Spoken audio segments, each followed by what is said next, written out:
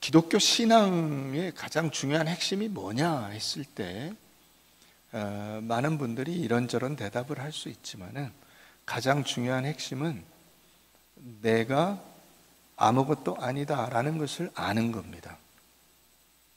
그러니까 나의 무능력, 그걸 이제 철저한 무능력이라고 표현하는데, 그 무능력은 뭐냐면 여러분들이 인간적으로 육신적으로 힘이 없다 그 뜻이 아니고요, 하나님 앞에서 설 자격이 없고 하나님 앞에 나아갈 힘이 없다는 겁니다. 우리는 이미 죄로 인해서 죽은 사람들입니다. 그러니까 그 죄로 인해서 죽어 있는 시신의 시체에, 자, 네가 힘 조금만 줘서 눈을 뜨기만 하면 내가 나머지 몸을 살려주마, 그렇게 이야기하면 소용이 있습니까? 없습니까? 소용이 없습니다. 왜냐하면 죽었으니까요. 그게 그 철저한 무능력입니다. 완전히 힘이 없어요. 하나님 앞에 나아갈 수가 없습니다. 모든 인간은 죄로 인해 죽었기 때문에 죽어있는 인간이 자신의 힘으로 하나님 앞에 나아갈 수가 없다, 이것을 깨닫는 것이 신앙의 가장 중요한 핵심입니다. 그런데 인본주의는 뭐냐면, 인본주의는 나에게 뭔가 있다는 거예요. 내가 뭔가 가지고 있다는 거예요. 내가 힘을 쓸 수가 있어요. 그래서 그 힘을 조금만 북돋아주면 된다는 거예요. 세상의 교육 이론이 다 그런 겁니다. 원래 사람은 두뇌가 있고 생각할 힘이 있기 때문에 조금만 가르쳐주면 알아서 다 한다는 거예요. 그래서 교육을 잘 시키면 문제가 없다, 이렇게 보는 겁니다. 근본적인 차이죠. 인간은 죄인이다. 인간은 철저히 하나님 앞에서 아무런 의와 선을 행할 능력이 없다, 이렇게 생각하는 것과, 인간은 힘이 있다, 인간은 지식이 있다, 인간은 능력이 있다, 그러니까 조금만 힘을 북돋아주면 된다, 그것과는 완전히 출발 자체가 다릅니다. 기독교 신앙이 뭐냐? 인간은 철저히 하나님 앞에서 무능력하고 무지하고 아무런 그 의를 행할 수 없어서 죽을 수밖에 없는 존재입니다. 그래서 하나님이 우리를 살려주시는 겁니다. 그게 믿음이라고 하는 거예요. 여기서의 믿음은 육신적인 그 행함과 반대되는 의미에서 믿음입니다. 행해서 얻을 수 없는 것, 그 행함의 대표적인 게 율법이죠. 바리새인들이 그걸 착각한 거예요. 자기들은 행해서, 그 행함으로 하나님 앞에 의롭다함을 얻을 수 있다고 생각을 한 거예요. 그게 우리가 지난주에 살펴본 너희는 그래서 절도요 강도다 라고 예수님이 바리새인들을 책망하신 겁니다. 대표적인 인본주의적 종교라고 해야 되나요? 사상이라고 해야 되나요? 그 불교죠. 저는 그 불교를 지금 비난하거나 폄하하는 것이 아니라 그렇게 다릅니다. 불교는 뭐예요? 내 안에 신이 있다는 거예요. 네 안에 부처가 있으니 네가 잘 갈고 닦아서 너도 부처가 되라, 그겁니다. 기독교 신앙은 그것과 완전히 차원이 다릅니다. 인간은 그 무엇으로도 하나님 앞에 나아갈 수가 없습니다. 자, 빌립보서 3장을 한번 가보시죠. 빌립보서 3장, 신약성경 321페이지입니다. 빌립보서 3장 7절 보겠습니다. 그러나 무엇이든지 내게 유익하던 것을 내가 그리스도를 위하여 다 해로 여길 뿐더러 또한 모든 것을 해로 여김은 내 주 그리스도 예수를 아는 지식이 가장 고상하기 때문이라. 내가 그를 위하여 모든 것을 잃어버리고 배설물로 여김은 그리스도를 얻고 그분 안에서 발견되려 함이니 내가 가진 의는 율법에서 난 것이 아니요 오직 그리스도를 믿음으로 말미암은 것이니 곧 믿음으로 하나님께로부터 난 의인이라. 여기서 믿음으로는 행위가 아니라는 의미에서의 믿음이에요. 우리가 행위로는 하나님 앞에 나아갈 수가 없어요. 다 죄인이에요. 네, 행위로는 죽었다고. 그러니까 율법을 지킬 수 있는 자가 아무도 없다고. 그런데 바리새인들은 자기들이 지킨다고 하니까 예수님이 그렇게 사기쳐서는 절대로 구원의 우리 안으로 들어갈 수가 없다 라고 하는 것을 절도요 강도다라는 말씀으로 일갈하신 거죠. 자, 여기 보니까 무엇이든지 내게 유익하던 것을 내가 그리스도를 위하여 다 해로 여긴다, 그렇게 말하고 있습니다. 내가 뭔가 할 수 있다고 생각하는 그것은 전부 다 하나님 앞에 영적으로 아무런 힘을 가지지 못한다는 뜻입니다. 힘을 가지지 못하는 정도에서 끝나면 좋은데 오히려 반대로 간다는 거예요. 하나님을 알아야 되는데 하나님을 모르는 대로 간다는 거예요. 하나님과 관계가 형성이 되는 대로 가야 되는데 그 방향으로 안 가고 관계가 끊어지는 대로 간다는 거예요. 여러분들 중에 내가 좀 똑똑하다, 내가 좀 배웠다 라고 생각하십니까? 그러면 그걸로 하나님 앞에 나아갈 수가 없습니다. 내가 좀 돈이 있다, 건강하다, 그걸로는 하나님 앞에 나아갈 수가 없습니다. 그 무엇으로도 하나님 앞에 설 수 있는 존재가 없습니다. 그러니까 우리가 가지고 있는 우리 자신에 대한 생각을 한번 돌아보세요. 우리는 조금만 뭔가 있으면 그걸로 금방 남과, 자기도 모르게, 이건 자동적으로 되는 일이에요. 자기도 모르게 자동적으로 금방 다른 사람과 자기를 비교하면서 나만큼 이러이러한 사람이 있으면 나와보라고 해 하는 생각을 갖게 됩니다. 나만큼 이렇게 어려운 데서 성공한 사람이 있으면 나와보라고 해. 나만큼 이렇게 힘든데 공부 열심히 해서 내 앞길을 개척한 사람이 있으면 나와보라고 해. 나만큼 이렇게 성실한 사람이 있으면 나와보라고 해. 여러분, 그걸로 하나님 앞에 나아갈 수가 없다고요. 네가 성실하구나. 여러분, 그 성실로 하나님의 신실하심을 대신할 수 있어요?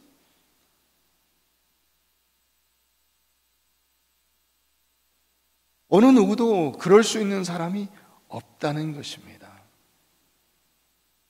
이것을 우리가 착각하는 것입니다. 내가 가진 모든 것을 다 뭐라고 표현하냐면 배설물이다, 이렇게 표현해요. 배설물이다. 내가 그를 위하여 모든 것을 잃어버리고 배설물로 여김은, 사도 바울이 뭐라고 하냐면, 여러분, 사도 바울도 배울 만큼 배운 사람입니다. 그 당시로 치면 이를테면 하버드 대학에서 제일 유명한 교수 밑에서 배운 사람이에요.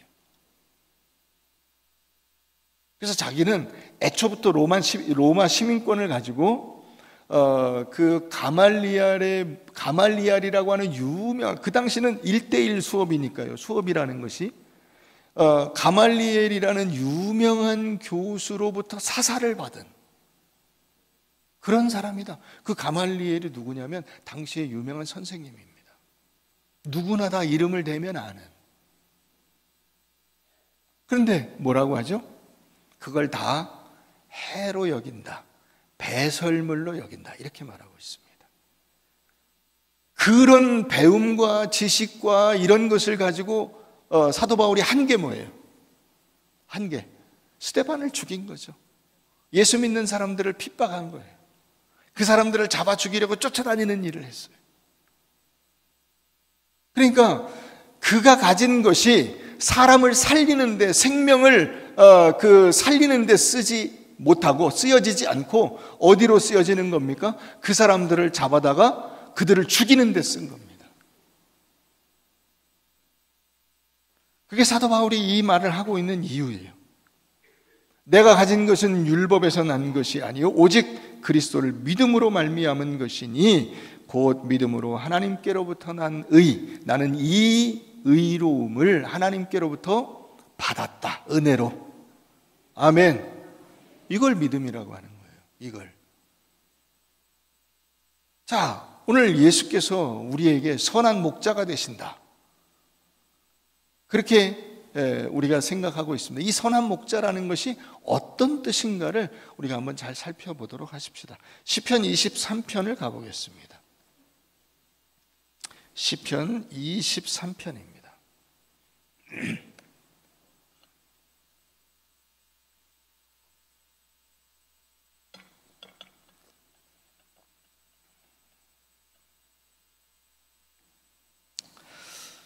여호와는 나의 목자시니 내게 부족함이 없으리로다. 그가 나를 푸른 풀밭에 누이시며 쉴만한 물가로 인도하시는도다. 내 영혼을 소생시키시고 자기 이름을 위하여 의의 길로 인도하시는도다. 내가 사망의 음침한 골짜기로 다닐지라도 해를 두려워하지 않을 것은 주께서 나와 함께 하심이라. 주의 지팡이와 막대기가 나를 안위하시나이다. 주께서 내 원수의 목전에서 내게 상을 차려주시고 기름을 내 머리에 부으셨으니 내 잔이 넘치나이다.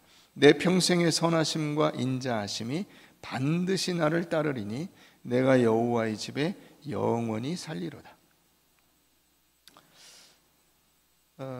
여러분, 이 시편 23편에서 제일 중요한 그 단어나 구절을 한번 꼽아보세요.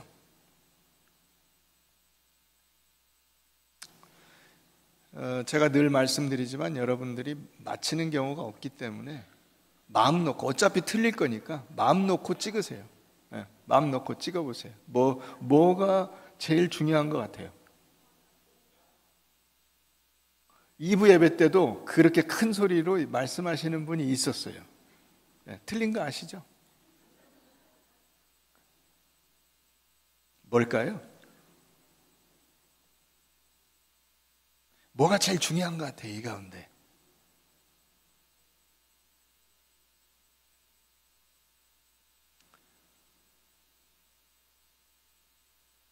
이 시편에서 우리가 거의 대부분의 목사님과 성도들이 놓치고 있는 것이 있습니다. 그게 뭐냐면 3절인데 3절 소생시키시고 내 영혼을 소생시키시고 라고 하는 이 소생시키다 라고 하는 단어입니다.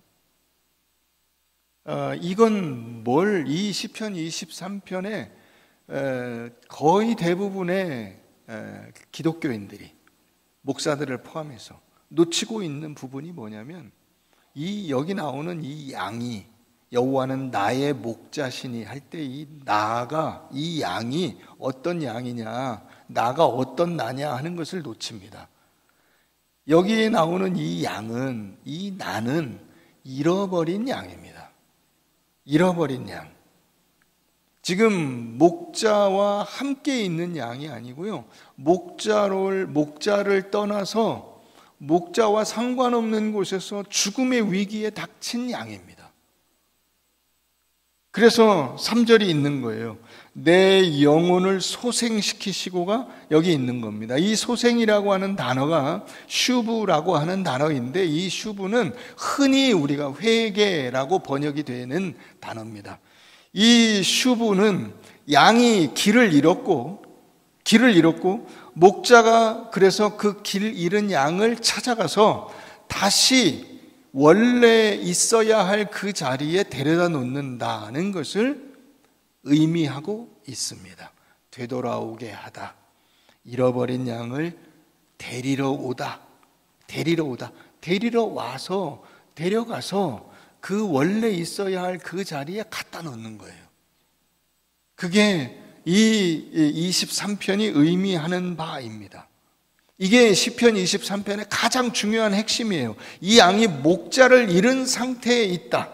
그래서 죽을 수밖에 없었다. 그런데 그 죽음의 위기에서, 혹은 그 죽음에서 이 목자가 찾아와 이 양을 살려냈다.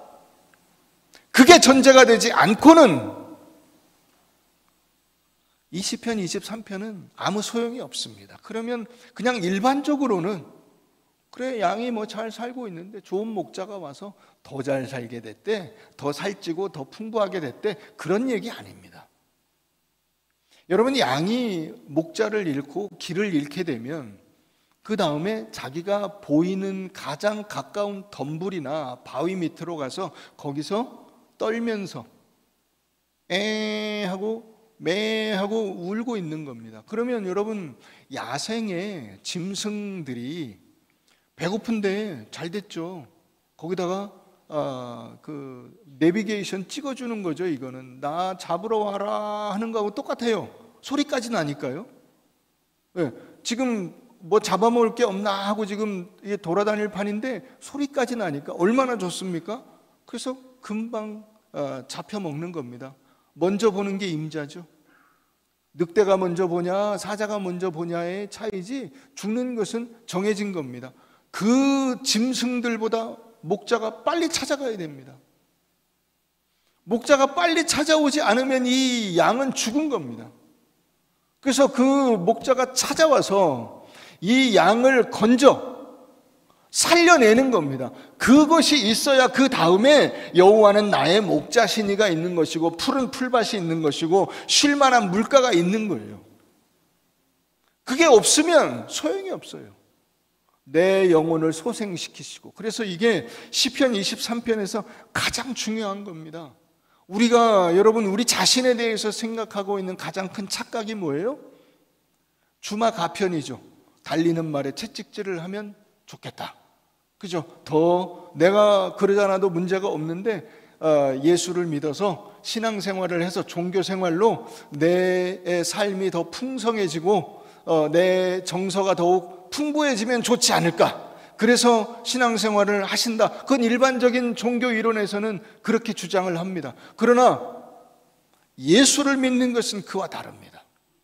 예수를 믿는 것은 내가 죄로 인해서 죽어 있다는 것을 아는 것이요, 그 죽음에서 나를 예수가 건져주셨다는 것을 아는 것이요, 그 나를 건져주신 그분에게 내 인생이 완전히 잡혀 있어서 그분이 나를 풍성하게 해주시고 은혜롭게 해주시고 하나님의 말씀대로 약속대로 나를 새롭게 해주신다는 것을 믿고 나아가는 것입니다. 그게 예수를 믿는 거예요. 근데 그렇지 않으면 어떻게 되죠?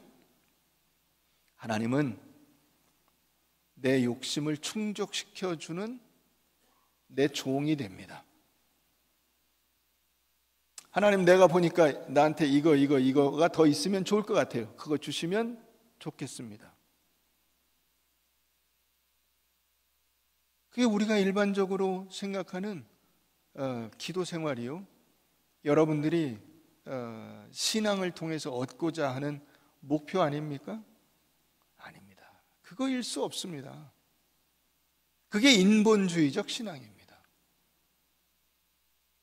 양은 목자 없이는 독자적인 생존 자체가 불가합니다. 양은 날카로운 이빨을 가진 것도 없고 좋은 눈을 가지고 있지 않습니다. 양은 눈앞이 어둡습니다. 그래서 길을 못 찾아갑니다. 그나마 귀가 뚫려 있어서 그 목자의 음성을 듣고 양이 목자를 따라가는 겁니다. 내 발로 내가 알아서 내 길을 갈 테니 하나님은 신경 쓰지 마세요. 그러면 죽습니다. 그게 죽은 목숨입니다. 거기서 돌려놔 주신다는 거예요. 거기서.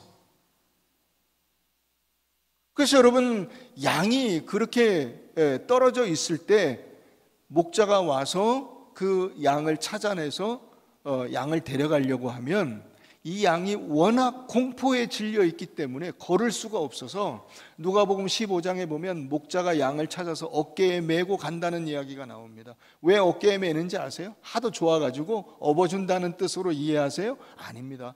목자도 양이 여러분 얼마나 무겁겠어요. 그 양을 뭐하러 목에다가 짊어집니까? 그냥 너 나 따라와 그러면 되지. 왜 짊어지냐면 공포에 질려서 걸음을 걷질 못해. 거의 죽은 거나 마찬가지예요.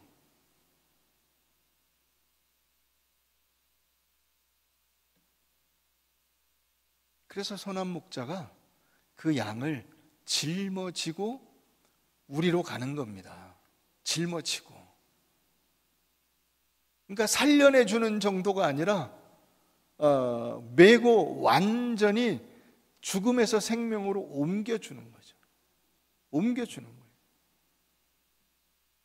그러니까 이 선한 목자라고 하는 개념을, 제가 무슨 말씀을 드리려고 하는 거냐면, 여러분들이 선한 목자라는 개념을 나를 돕는 분 정도로 생각해서는 안 된다는 거예요. 그건 성경이 우리에게 알려주는 선한 목자의 모습이 아닌 거예요. 선한 목자는 나를 죽음에서 건져내 주시고 생명으로 옮겨놔 주셔서 다시 원래 하나님께서 의도하신 창조의 목적대로 살아갈 수 있도록 나를 새롭게 만들어 주신다는 뜻이에요. 그래서 선한 목자예요. 선한 목자는 양을 찾아가서 죽음에서 건져내요. 그로 하여금 양답게 살아갈 수 있도록 만들어 주시는 분이다. 그래서 선한 목자예요. 한번 따라해 보세요.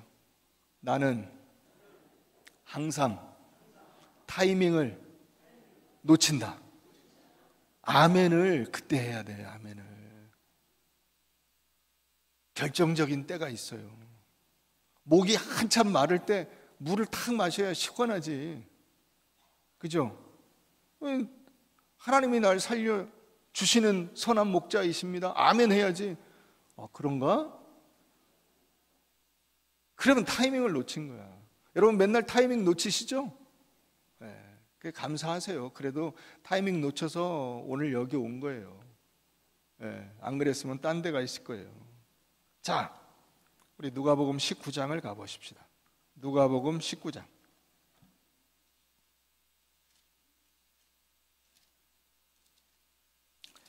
누가복음 19장 1절 가봅니다. 예수께서 여리고로 들어가 지나가시더라. 삭개오라 이름하는 자가 있으니 세리장이요 또한 부자라.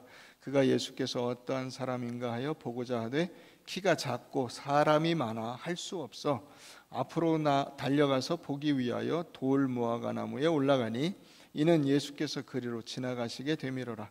예수께서 그곳에 이르사 쳐다보시고 이르시되 삭개오야 속히 내려오라. 내가 오늘 내 집에 유하여야겠다 하시니 급히 내려와 즐거워하며 영접하거늘 무사람이 보고 수군거려 이르되 저가 죄인의 집에 유하러 들어갔도다 하더라. 삭개오가 서서 주께 여짜오되 주여 보시옵소서 내 소유의 절반을 가난한 자들에게 주겠사오며 만일 누구의 것을 속여 빼앗은 일이 있으면 네 갑절이나 갚겠나이다. 예수께서 이르시되 오늘 구원이 이 집에 이르렀으니 이 사람도 아브라함의 자손이미로다. 인자가 온 것은 잃어버린 자를 찾아 구원하려 함이니라. 여러분 예수님이 지금 뭐 하신 거예요? 잃어버린 양을 찾아 가신 겁니다. 여기 나오잖아요. 인자가 온 것은 잃어버린 자를 찾아 구원하려 하심이라. 두 가지 단어가 합쳐져 있죠. 찾다라는 단어와 구원하다라는 단어예요. 왜 가신 거예요? 잃어버린 자를 찾으러 가신 것이고, 왜 거기 가서 그를 찾았느냐? 그를 구원하기 위해서 찾으신 거예요. 그래서 예수께서 여리고로 들어가 지나가셨다. 여리고에 왜 가셨는가를 우리가 금방 알 수가 있죠. 예수님이 왜 여리고에 들어가셨는가? 삭개오를 찾으러. 그래서 5절 가보면 예수께서 그곳에 이르사 쳐다보시고 이르시되, 사람이 많은데 그 많은 사람 가운데 가서 탁 찍어가지고 삭개오야 오늘 내가 내 집에 유하여야겠다. 옆에 있는 사람들이 깜짝 놀랐대요. 왜냐하면 이 당시에 세리는 사람들이 일반적으로 상종하지 못할 죄인으로 여겼어요. 그런데 예수님이 그 사람에게 말씀하시기를 그 사람 집에 가서 같이 거하신다는 거예요. 이 세리는 죄인이라서 같이 마주 앉아 있기만 해도 죄인으로 취급을 받는 건데, 그 사람 집에 들어가서 같이 밥을 먹고 같이 시간을 보낸다는 거예요.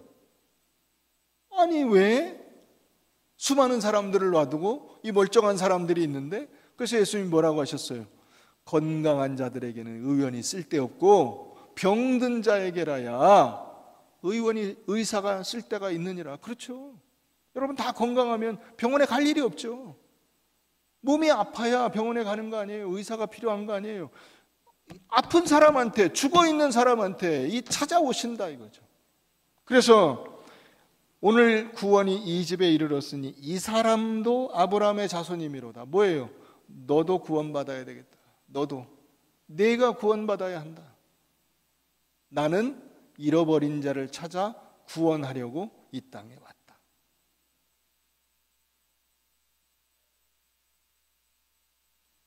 여러분, 우리가 여러분들 자신과 여러분들이 누리고 있는 이 구원의 은혜에 대해서 여러분들이 잘 아셔야 돼요.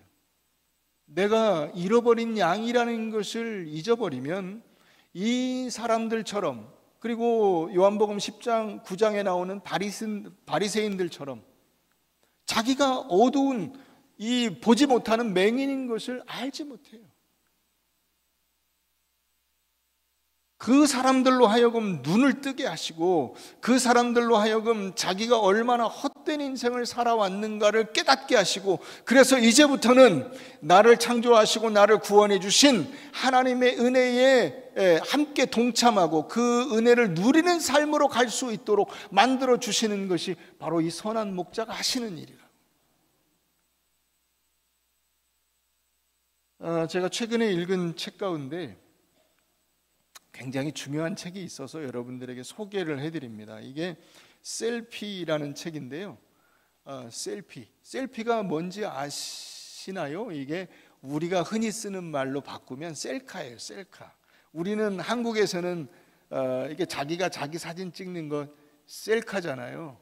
근데 그 영어에서는 그게 원래 쓰는 말이 셀피예요. 이 셀피라는 책의 그 윌 스토라고 하는 이 저자가 여기서 주로 다루고 있는 것이 무엇이냐면 자존감, 나르시시즘,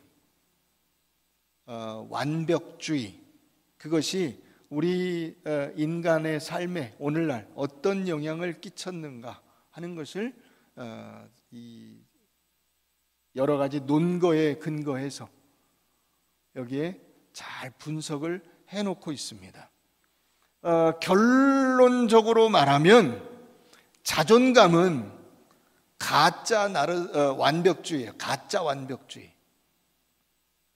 자존감이라는 그 단어들이 70년대부터 이제 세상에 나오기 시작했어요. 근데 이 자존감이라는 것이 그 끄집어내는 인간의 마음 본성이 무엇이냐면 나는 완벽해 라는 거예요. 나는 완벽해. 나는 다른 사람들과 비교해서 부족한 게 없어. 모자람이 없어. 그래서 모자람이 없는 모습으로 다 자기 사진을 찍어가지고 인터넷에 올립니다. 그래서 사람들이 그걸 보고 박수를 칩니까? 아니죠. 좌절하죠. 왜? 저 사람은 저렇게 완벽한데 나는 그렇지 않으니까요. 나는 완벽하지 않아. 어떻게 할 거예요? 그러니까 또 가장을 해야죠. 너는 완벽해. 괜찮아. 그래서 자존감이 없다. 자꾸 이렇게 자기 비하를 해요. 아니에요. 자존감은 이 책에서 그런 얘기를 하고 있어요. 자존감을 가져서 성공적인 인생을 사는 것이 아니라 성공했을 때 그 사람이 자존감을 느낀다는 거야. 그러니까 순서가 바뀌었어요. 나는 자존감이 없어서 형편없는 사람이라고 생각해서 문제예요가 아니라 열심히 노력하면 돼요. 그러면 뭔가 이루겠죠. 그러면 자존감이 생겨. 그리고 그걸 막 광고를 해. 광고를. 셀카를 찍어서 막 광고를 해. 나 이렇게 해서 열심히 했더니 이런 결과가 생겼어. 야, 대단하지. 사람들이 막 좋아요를 눌러줘. 그거 다 가짜라는 거예요. 그게 나르시시즘을 더욱 강화시켜주죠. 나르시시즘이라는 게 뭐죠? 쉬운 말로 바꿔드리면 자뻑이에요. 그래서 사람들이 다 자기는 굉장히 뭔가 이렇게 갖고 있다고 자랑을 해. 나름대로. 뭔가 잘 된 사람이든 안 된 사람이든 상관없이. 내가 그래도, 내가 이래봬도. 이거 있잖아요. 나르시시즘은 요즘에 정신병적인 어떤 문제를 갖고 있는 것처럼 막 유튜브에 나옵니다. 그런데 그런 얘기에 신경 쓸 필요 없어요. 왜냐하면 모든 인간이 다 나르시시스트예요. 다 자뻑쟁이야. 전부 다. 내 이래봬도 괜찮지 않아? 나 아직 동안이야. 나 아직 건강해. 나 아직 쓸만해. 누구나 다 그 정도 생각을 한다고요. 그것은 인간이 도저히 이룰 수 없는 이상향, 다시 말하면 완벽주의에 근거하고 있다는 거예요. 완벽주의. 나 완벽하잖아. 이 책에 그래서 결론 부분에 이렇게 말하고 있어요. 내가 원하면 무엇이든지 될 수 있다. 그게 자존감이고 나르시시즘이고 완벽주의인데 아니다. 아니다. 너는 한계가 있고 내가 원한다고 해서 그 원하는 것이 될 수는 없어. 마지막 말이 압권이에요. 그게 인간이야. 그게 인간이에요. 완벽할 수 없는 게 인간이고 한계를 가지고 있는 게 인간이고 그 한계의 절정을 보여주는 것이 죽음이에요. 인간이 결국 죽잖아요. 아무리 잘났다고 발버둥 쳐도 죽고요. 못났다고 좌절해도 죽어요. 그게 모든 인간이 가지고 있는 한계예요. 그 죽음 앞에서 우리의 선한 목자 되신 그분께서 우리를 찾아와 주시고 우리를 사망의 음침한 골짜기에서 건져 풍성한 꼴이 있는 쉴만한 물가로 인도해 주시는 여러분들의 영혼의 안식처, 하나님께서 약속하신 참된 만족과 기쁨의 자리로 여러분들을 옮겨주시는 그 은혜를 여러분들이 누릴 수 있게 되었다는 거예요. 그게 기독교 신앙이에요. 그게 예수를 믿는 거예요. 그분이 선한 목자 예수 그리스도예요. 이것을 우리가 잘 모른다고 자꾸 놓쳐요. 예수님은 끊임없이 그것을 우리에게 가르쳐 주십니다. 마태복음 14장을 한번 가보십시다.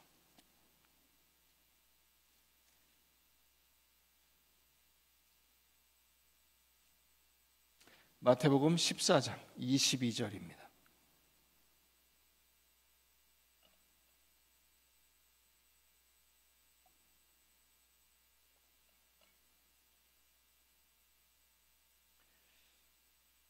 예수께서 즉시 제자들을 제초가사 자기가 무리를 보내는 동안에 배를 타고 앞서 건너편으로 가게 하시고 무리를 보내신 후에 기도하러 따로 산에 올라가시니라. 저물매 거기 혼자 계시더니 배가 이미 육지에서 수울이나 떠나서 바람이 거스름으로 물결로 말미암아 고난을 당하더라. 밤 사경에 예수께서 바다 위로 걸어서 제자들에게 오시니 제자들이 그가 바다 위로 걸어오심을 보고 놀라 유령이라 하며 무서워하여 소리 지르거늘 예수께서 즉시 이르시되 안심하라 나니 두려워하지 말라. 아멘. 여러분 예수님이 그 오병이어 기적을 이렇게 사람들과 함께 나누고 난 다음에 제자들을 건너편으로 보내셨습니다. 그리고는 예수님은 산에 따로 혼자서 기도하러 가셨다 그럽니다. 자, 기도하는 도중에 예수님이 보니까 제자들이 저 갈릴리 호수, 그게 워낙 커서 바다라고 부르기도 하죠. 그 바다 한가운데서 풍랑이 일어 죽게 되었다고요. 죽게 된 그들을 예수님이 어떻게 하시죠? 버선발로 쫓아오셨다고요. 버선발로. 무리를 걸어서 오시다고요.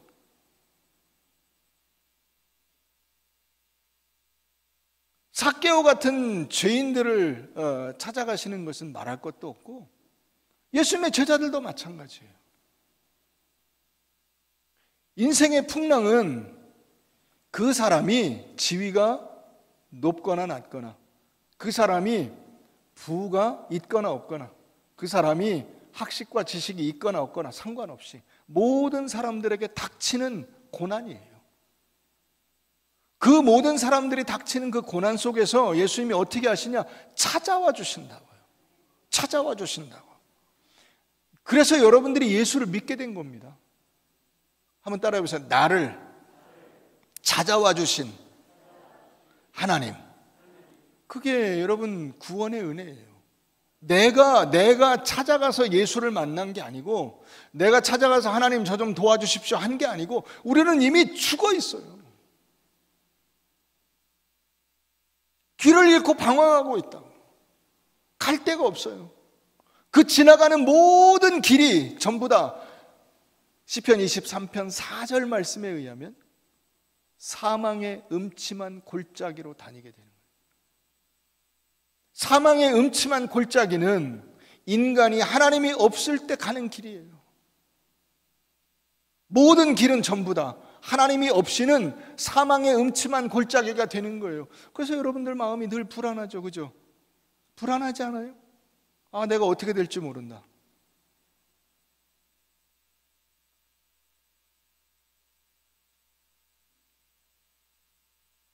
조심하지 않으면 한순간에 끝난다, 인생이. 왜 불안하죠? 목자가 없기 때문에 불안합니다. 길 잃은 양에게 목자가 없을 때 그 양의 인생은 죽음입니다. 그러니까 죽음의 그 불안이 여러분들에게 닥쳐 있다면 여러분들이 간구해야 될 것은 하나님 저 좀 살려주세요, 돈 좀 주세요가 아니라 무엇이죠? 하나님 진정한 목자 예수 그리스도를 보내주세요죠. 그분이 나를 찾아오시면 되는 거죠. 사망의 음침한 골짜기를 지날지라도 내가 두려워하지 않을 것은 왜요? 목자가 나와 함께 하심이라.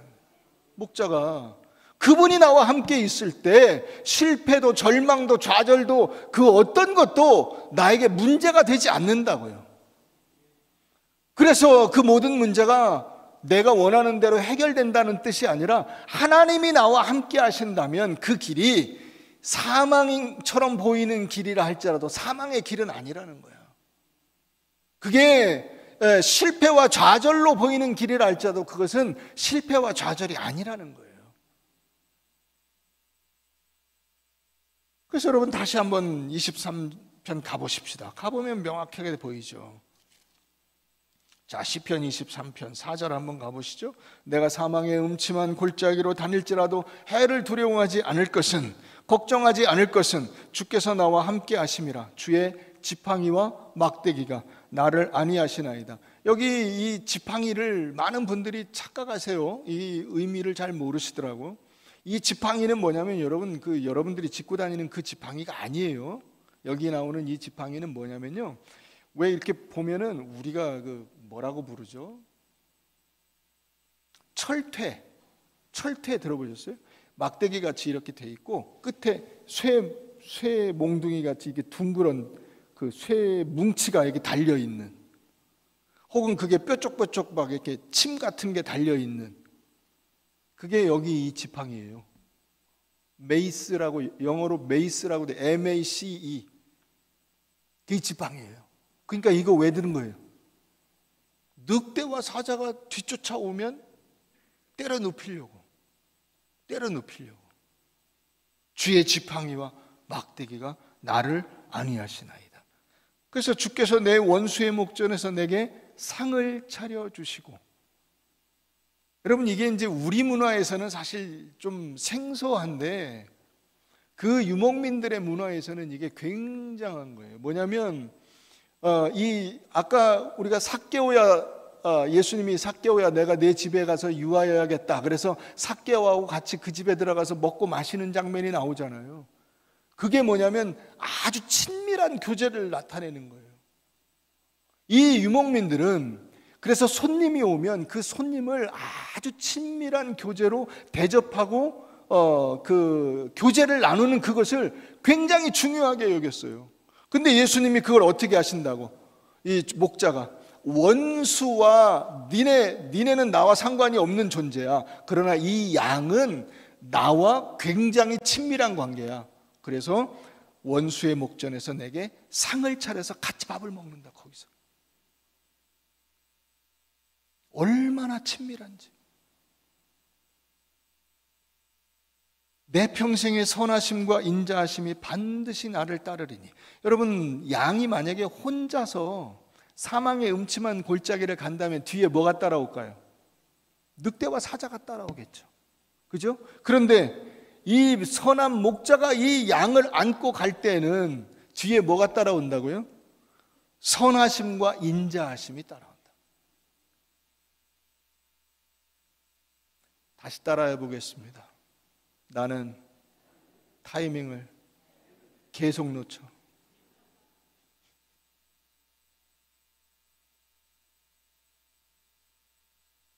그럼 타이밍을 계속 놓치면 안 돼요. 이제 한 번 놓쳤죠? 두 번 놓쳤죠? 3-4번이야. 이제 세 번째는 놓치지 마세요. 내 평생의 선하심과 인자하심이 나를 따른다. 이게 하나님이 우리에게 약속하시고 실행하시고 채워주시고 넘치도록 부어주시는 거예요. 넘치도록. 오늘날 여러분 현대 교인들이 신앙의 힘을 잃은 이유가 무엇이냐면 성경을 안 읽거나 혹은 기도를 안 하거나 하는 그런 것보다 훨씬 더 큰 이유가 무엇이냐면 우리의 진짜 목자이신 하나님이 찾아오시고 그분이 손을 내미시는데 그 손을 뿌리치고 자꾸만 헛된 것을 붙잡으려고 하기 때문에 그런 거예요. 돈이라든가 지위라든가 명예라든가 이런 것들로, 그것은 제가 지금 여러분들이 성실하게 살지 말라는 뜻이 아니에요. 성실하게 살아서 여러분들에게 주어지는 그것들이 죄다 그런 뜻이 아니고, 그것이 여러분들의 인생의 목표는 아닌 거예요. 그것이 여러분들의 인생을 가름하는 최종적인 기준이 아니라고. 최종적인 기준은 예수 그리스도가 나의 목자이신가, 하나님이 나의 주인이신가, 그렇지 않은가예요. 내 인생이 하나님의 말씀과 뜻에 근거한 인생인가, 아니면 내 욕심과 내 계획과 내 만족을 위한 삶인가 하는 거예요. 그것으로 여러분들의 신앙의 기준이 갈라지는 거예요.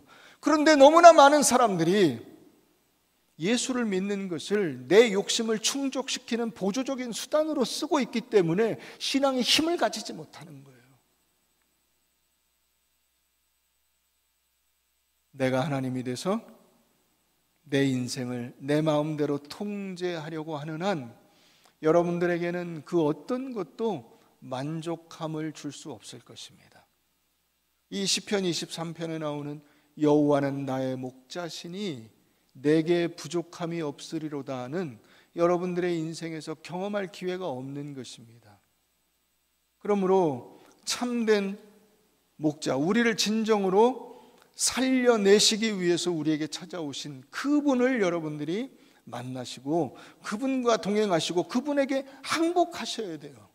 그분에게 여러분들의 모든 것을 내려놓고 무릎을 꿇고 그분을 주인으로 모시고 그분의 말씀과 기준과 원리에 따라서 살아가는 여러분들 되시기를 바랍니다. 그게 여러분들이 사는 길이요, 여러분들이 목자의 품에서 진정한 기쁨을 누리는 인생이 될 것입니다.